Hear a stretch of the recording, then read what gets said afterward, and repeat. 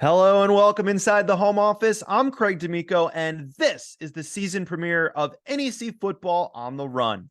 Yowie wowie, we're back at it here in 2023, taking you on the wonderful journey from opening kick to the final gun of the 28th season of Northeast Conference football. And we start right here at week one. You know, the beginning is always a great place to start. And we begin on Thursday night with the reigning and defending NEC champion, the St. Francis Red Flash. They are on the road in Kalamazoo, Michigan, to take on the Western Michigan Broncos. And then coming up a couple days later on Saturday, the remaining 7 NEC teams will kick off the season with a full slate of non-conference games. Coming up here on our show, we will preview all of those week one games, both the Thursday nighter and all of the Saturday games. We'll also chat with St. Francis all-conference offensive lineman Seth Osborne. He'll be our first special guest of the season. But to get things started, let's get you caught up to speed with all of the off-season comings and goings. It's the top headlines. It's time for the Pick Six. And we start with story number one, and we go back to where we left you off in our final episode from last year, the 2022 season. What a year it was for NEC football. The St. Francis Red Flash going a perfect 7-0 in league play, defeating Merrimack 52-23 in that winner-take-all showdown for the league title in that finale, the final Saturday of the regular season, just before Thanksgiving last November. The Red Flash becoming the 9th team in NEC history to run the table and go undefeated, defeating conference opponents last year by a whopping average of 28 points as they secured their second title in program history, the first coming back in 2016. Now, they would go on to fall to Delaware in the FCS playoffs 56-17, bringing their season to a close and bringing the NEC football season to a close. But what a year it was for the Red Flash. They literally rewrote the record books. Cole Doyle leading the way at quarterback. He won the Offensive Player of the Year with 21 touchdown passes. And one of the things, thinking back to last year, that I thought was the most interesting and gives you something to think about going into this season is that the 2 quarterbacks who ended up playing for the NEC championship in that finale, St. Francis, Merrimack, you look at those 2 quarterbacks, Cole Doyle for the Red Flash and Gavin McCusker for the Warriors. They weren't their respective team starters on opening day, week 1 last year. They stepped up along the way, eventually led their team on big runs. You can even throw LIU's Lucas Stanzani in there as well, who came in and won the final 4 games of the season for the Sharks. You know, we did a stat chat about this last year, quarterbacks who did not start on week 1 opening day last year. And it turns out they had a pretty outstanding record over the course of the 2022 season. So, you know, winning those preseason camp quarterback battles, and we had a couple of those this year in the Northeast Conference, winning the preseason battle, that's great. But, you know, I think one of the things that we learned maybe coming out of last year is that, you know, starting is great, but, you know, finishing and coming on towards the end of the season might be a little bit better. We saw that last year, and, you know, at least gives you something to think about going into this season. Now, story number 2, the Red Flash are coming into this season looking to repeat, and that's exactly what the coaches forecasted will happen, as revealed on NEC Media Day, which took place at MetLife Stadium back on July 19th. Not that the coaches actually know the future. As Ted Lasso said, sports would be a whole lot less fun if we already knew what was going to happen. So I don't think the coaches actually know the future, but they did predict the Red Flash to lead the way in first place. 5 first place votes for SFU. Merrimack second in the preseason poll with 1 first place vote. Remember, Merrimack this year is now eligible to make the FCS playoffs should they earn the league's automatic bid. They were not eligible last year when they started 6-0 and played SFU in that finale. Had they won that championship game, SFU still would have gone to the FCS playoffs. So big year, a lot on the line for Merrimack. Now, Duquesne and Sacred Heart, they are tied in the preseason poll for 3rd place. LIU is they're 5th, but they did earn a first place vote, and, you know, which is interesting. I did a little chuckle there because, you know, next to SFU, LIU was the hottest team at the end of last year, winning 4 straight. And, you know, after SFU lost that playoff game, LIU has the longest active win streak right now in the NEC. So I don't know how they got to 5th. We'll talk more about that coming up later in the show. Central, Stonehill, they're tied for 6th, and Wagner stands at 8th. Now, the preseason all-conference teams were also announced at Media Day, and they do feature some familiar faces, including former guest of ours here on the show, Cole Doyle from SFU, Jermaine Corbett from Stonehill, Malik Grant, running back from Sacred Heart, all showed up here on the show last year and were all named to the all-conference preseason team. And, when you add up all those preseason honors, you might be a little surprised, and I think the coaches would be stunned that LIU, despite being picked 5th, they led all teams with 6 players on the all-conference team. So the team that had the most all-conference players was picked 5th. Okay.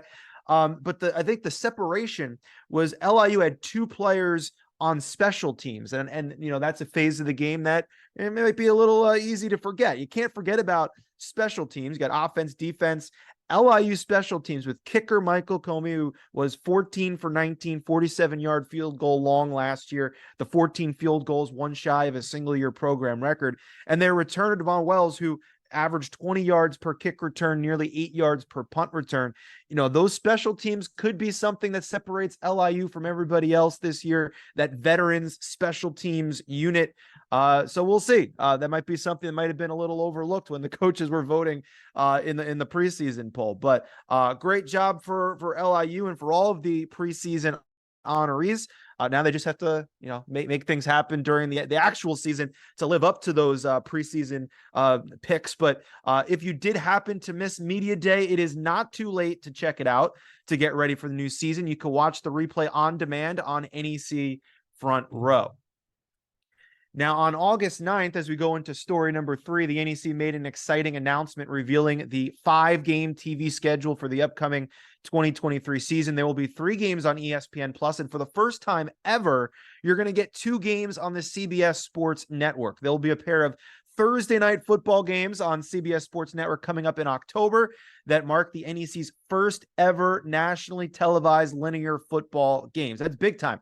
There have been, if you've been following, there have been several basketball games available on CSSN over the last couple of seasons, but this is the first time NEC football is being offered direct to your living room. So, we know the league, the players, the coaches, they're all fans and certainly excited for this opportunity to be showcased. The schedule starts on October the 7th with the Bay State Battle, Stonehill Merrimack. That's on ESPN Plus.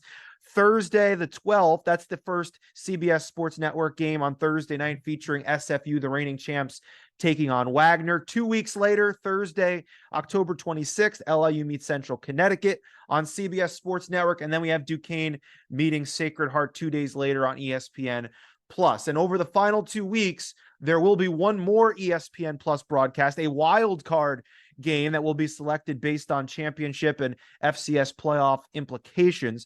Just looking ahead, I don't know anything, but looking ahead to that last week of the season, SFU playing Central, Duquesne playing Merrimack, 2 of the top contenders, at least according to the preseason poll. So those games could be possibilities for that wild card spot, but we'll wait and see as it gets closer and we get towards the home stretch of the run of the 2023 NEC Football Championship.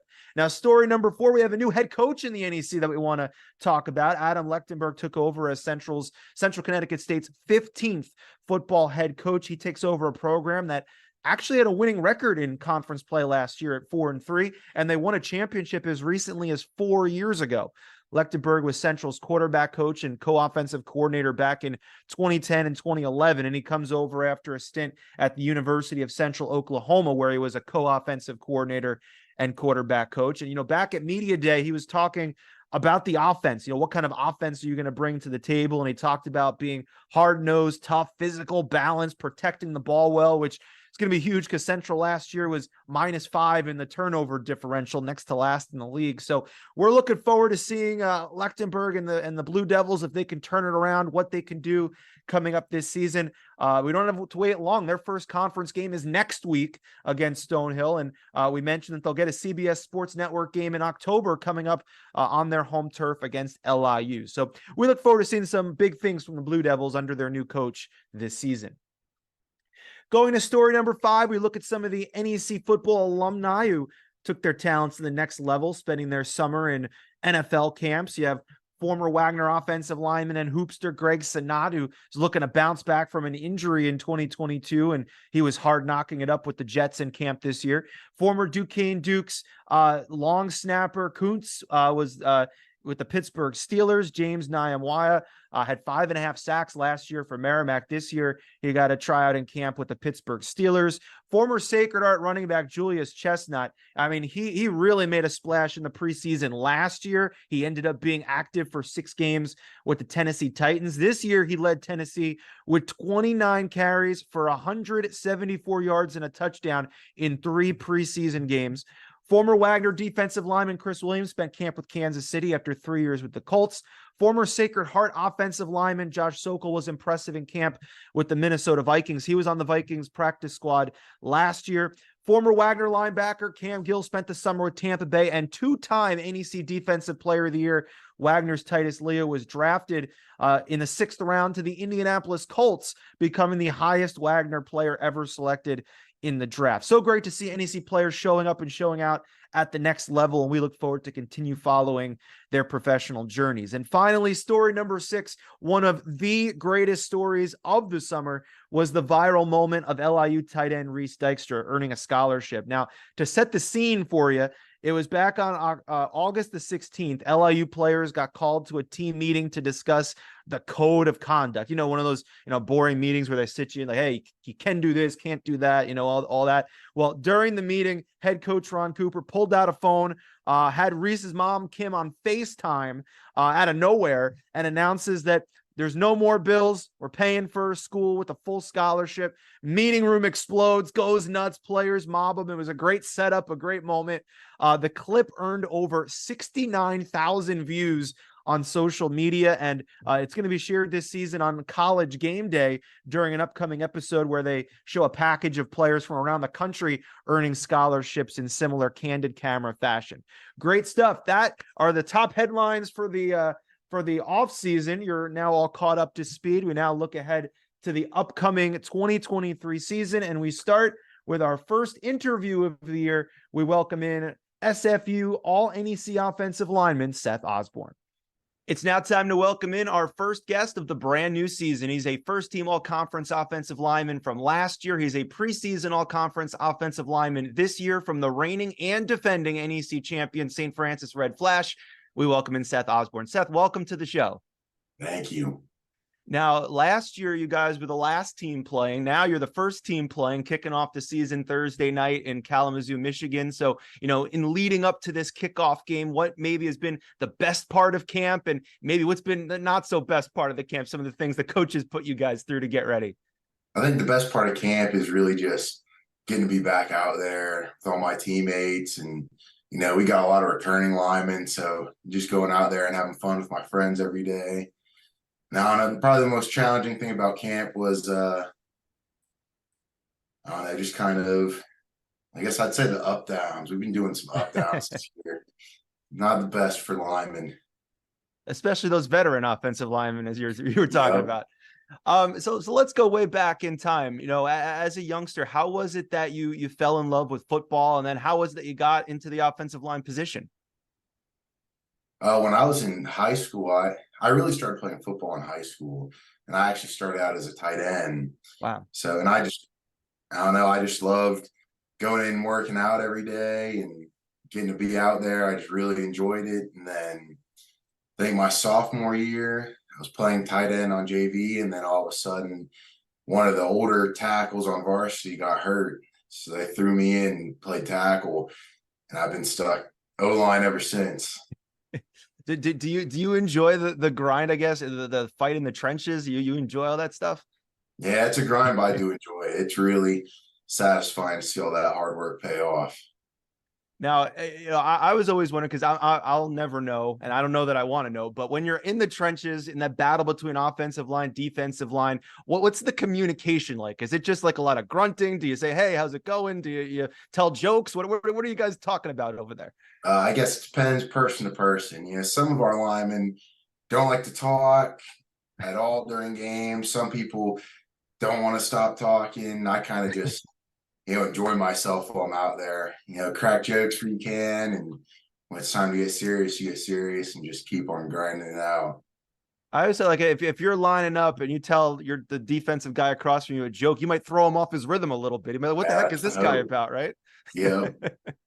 Now, going back to last year, as we mentioned, you guys won it all a season ago, got to represent the league in the FCS playoffs. So what were some of your top memories from that run a year ago? Some of my top memories would be, I don't know, just really changing our whole culture from what we used to be.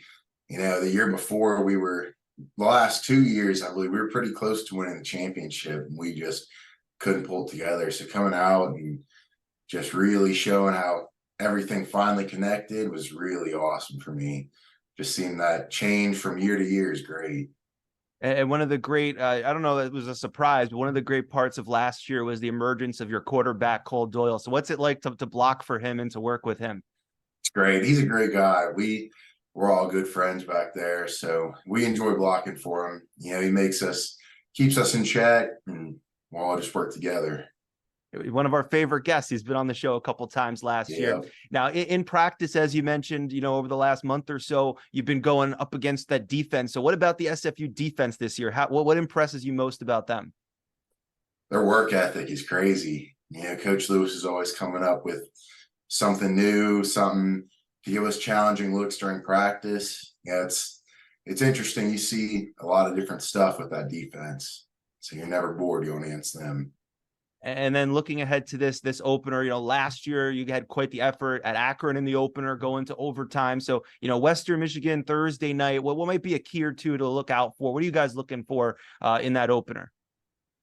Yeah, they have a lot of new players coming in. So when we get there, it's going to be a lot of figure it out on the fly, trying to figure out who's the replacement for whatever they had on film last year.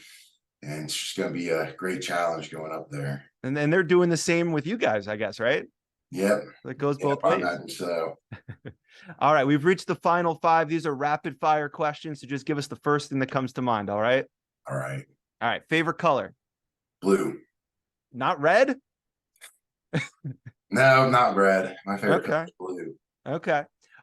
So what is your favorite when you're not, on the diet and it's a cheat day? What's your favorite snack or junk food?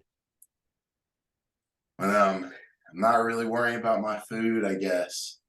My roommate really likes to cook. He makes this dish called adobo. Wow. Yep. Really good if you can look into it. Gotcha. Okay. What was the best thing that you did during your summer break? During my summer break, I guess what might not necessarily been the summer yet, but right after our spring ball ended, I actually got engaged. Congratulations. Thank you. Here we go. So is that's another thing added on to the season that you have to think about. Yep. A lot of preparation and all that. A lot of preparation. What would be a word or phrase that your teammates might use to describe you if we surveyed them? Survey them, I guess. I hope they think I'm smart, know what I'm doing. That would be a great one. And then finally, what is the key to another SFU championship season in 2023? I'd say the key to another championship season would just be to continue building on our culture. Always got to be working harder and always got to be thinking next play. Always come in with great attitude and effort. Awesome, Seth. We look forward to a great season. It all starts Thursday night in Kalamazoo, Michigan. We appreciate you joining us and best of luck this year. Thank you. It's time now for our first stat chat of the year. And we look ahead to openers.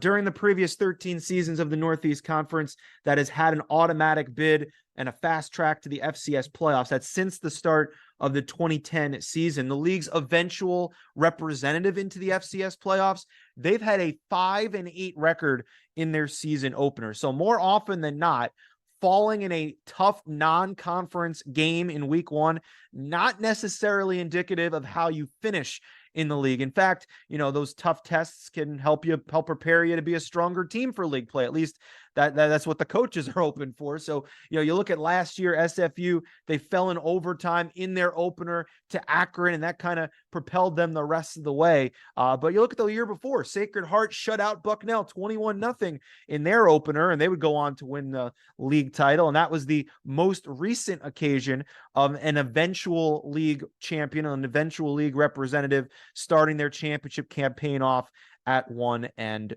So that was this week's Stat Chat. Now for more on those NEC opening weekend games, let's take a look at what's coming up on tap. All 8 teams are in action this week, kicking off their season starting on Thursday night with the St. Francis Red Flash in Kalamazoo, Michigan, taking on the Western Michigan Broncos. The game will kick off at 7 p.m.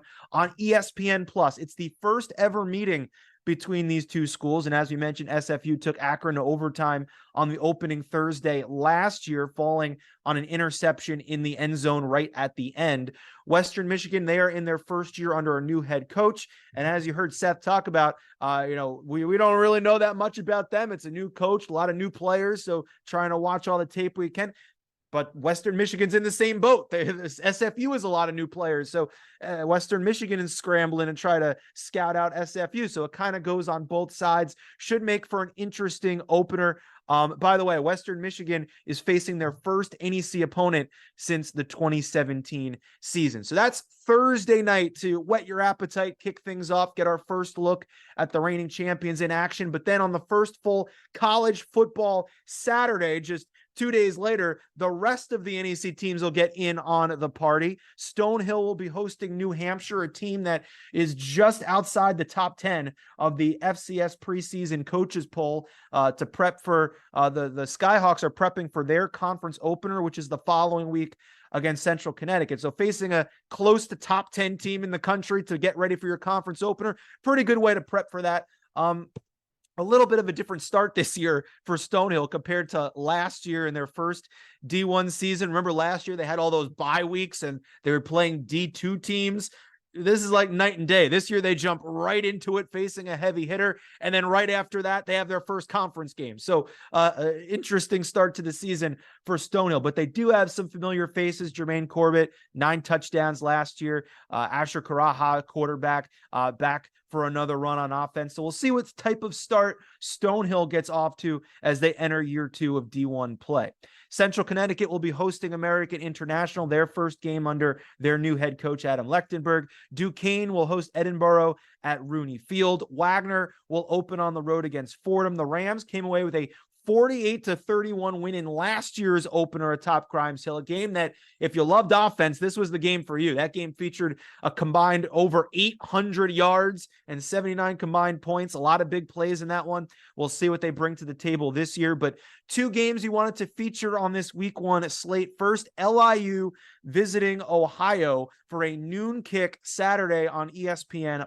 As we mentioned last year, no team finished hotter than LIU. You had Lucas Stanzani stepping in, and with the magic of that mustache, he led the Sharks to win 4 in a row to finish the season. They have all the momentum in the world going into year 2 under Ron Cooper. They have that 4-game win streak. Mix that with that warm and fuzzy viral moment with Reese Dykstra earning his scholarship that we mentioned earlier, the league high 6 preseason all-conference selections, perhaps the best special teams unit in the league, and even some preseason national recognition for tight end Owen Glasgow and defensive end Eric O'Neill, who were the LIU's representatives we spoke with back at Media Day. Lots to like about the Sharks this year, unless, of course, you ask the NEC coaches who for some reason picked them 5th. But remember, Duquesne, they defeated Ohio 28-26 2 years ago in September 2021. So, sure, Ohio has that in mind facing another NEC school, but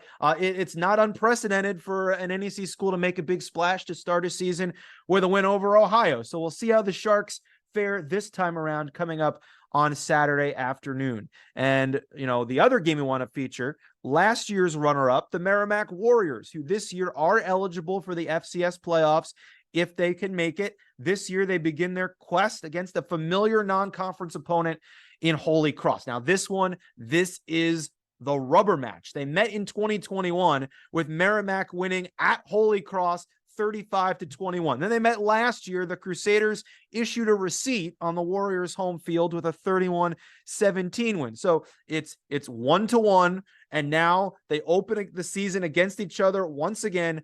And this one is the tiebreaker. 2 p.m. kick, ESPN Plus from Worcester, Massachusetts.